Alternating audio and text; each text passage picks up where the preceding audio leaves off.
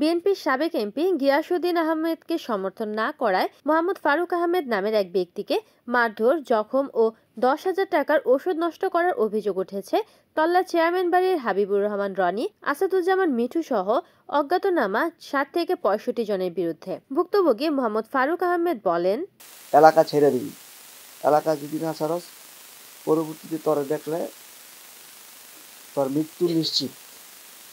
আমরা বিএনপির লোক, 14-15 বছর পর আমার ক্ষমতায় আইছি। আমার শরীরের এরকম কোনো জায়গা নাই যে আঘাত নেই। প্রত্যেকটা জায়গায় আমার শরীরের আঘাত। মাথায় এদিকে ফাটা ফেলাইছে, এদিকে ফাটা ফেলাইছে, হাত ফাটা ফেলাইছে, এদিকে ফাটা ফেলাইছে। ওদের একটা দল আছে, ওরা ক্লাবে থেকে আনা হইলো কমপক্ষে 60 থেকে 65 জন লোক আইসা এলোপাথারি শরীরের মধ্যে লাত্তি, ঘুষা, কিল যতটুকু সম্ভব। রনি আর মিঠু বলতেছে একটা চাকু নিয়ে আমার দোনোটা রক্তাইতে দেবে। আমরা তো গিয়াস এমপির লোক, আর তুই কার লগে থাকতে কোন এমপির বলকে কাজ করতেছিস? তুই আমার সাথে কি আঘাত করতেছ? কারণটা কি? তুই সুফিয়ানের দোকান লইছস, ফার্মেসি লইছস, লিডারি করস, তুই বাঁচবি না মরবি তুই নিজে জানস। আর এই দেশে থাকতে হইলে আমার কথা শুনতে হইব। এ কথা করার লগে লগে পিছদা আরেকজন আইয়া পিছনে লাথি মারছে, এলোপাথারি লাথি করার পর আমি পড়ে গেছি। পড়ার পর আমার হাঁটুর মধ্যে ধইরা হাঁটুটা মোচড় দিছে। তখন আমার কোনো এরকম পরিস্থিতি, আমি মনে করছি যে আমার এইখানে আমার মৃত্যু।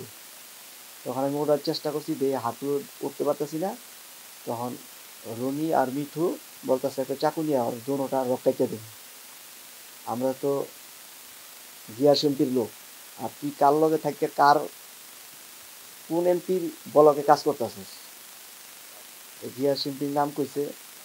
করার পর আমি বললাম, ভাই আমি তো বড় ভাই, আমি একটা ফার্মেসি চালাই ওষুধের, আমি তো কোনো রাজনীতির লগে জড়িত না। হ্যাঁ, সুফিয়ানে আমার সাথে থাকে, ও বাড়িওয়ালা, ও আমার সাথে দোকানে এসে বয়। এই কথা করার পর ভোট দিয়া এই জায়গার মধ্যে একটা লাথি মারছে আমার। লাথি মারার পর আমি আবার উঠছি, ওঠার পর বলতেছি মনির ভাইয়ের ফোন দিই। মনির ভাইয়ের তুল্লা অশ্লীল ভাষায় গালাগালি করছে। গালাগালি করার পর যে এলাকা ছেড়ে দিবি, এলাকা যদি না ছাড়স পরবর্তীতে তোরে দেখলে তোর মৃত্যু নিশ্চিত। আমরা বিএনপির লোক, 14-15 বছর পর আমার ক্ষমতায় আইছি। তাই বলতেছি আমি বিএনপি তখন ক্ষমতায় আসেনি, তো তোরা চতুর্দিকে এখন যা করতেছস এটা তো কোনো ভদ্র সমাজের কাজ না। বলতেছে বেশি বাড়াবাড়ি করবি এ এলাকায় যে তোরা না দেখি। ওরা ক্ষমতা না আইসা যেভাবে ব্যবহার করছে, আমার মনে হয় না বিএনপি যদি ক্ষমতা আসে এই দেশে, আমার মনে হয়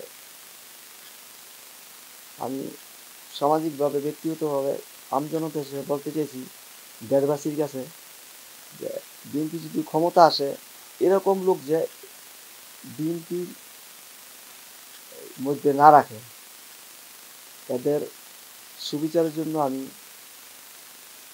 ডিসির কাছে অনুরোধ জানাই, জেলা প্রশাসনের কাছে, নারায়ণগঞ্জের যত বর্তমানে যেই সেনাবাহিনীর দায়িত্বে আছে আয়াজ, ওনার কাছে আমি দাবি জানাই সুষ্ঠু তদন্ত এর বিচার দাবি করি। এবং রনি মিঠু যে কত চাঁদাবাজি করছে এই এলাকায়, একজন না সব জায়গায় ওরা আধিপত্য বিস্তার করে। এমনকি প্রত্যেকটা বাড়িতে ওরা গিয়া কাজের ব্যাপারে, যে কোনো ইট বালু সিমেন্টের ব্যাপারে ওরা মালিকদের সাথে বিশেষ ব্যবহার করে ওরা কাজ আদায় করে। এবং একটি মূল উদ্দেশ্য আমার লাশ করে বলতেছে যে তোরে যে এলাকায় না দেখি যে কোনো সময় তোর মৃত্যু নিশ্চিত। রিপোর্ট করেছেন সুমন ইসলাম, এনএন টিভি, নারায়ণগঞ্জ।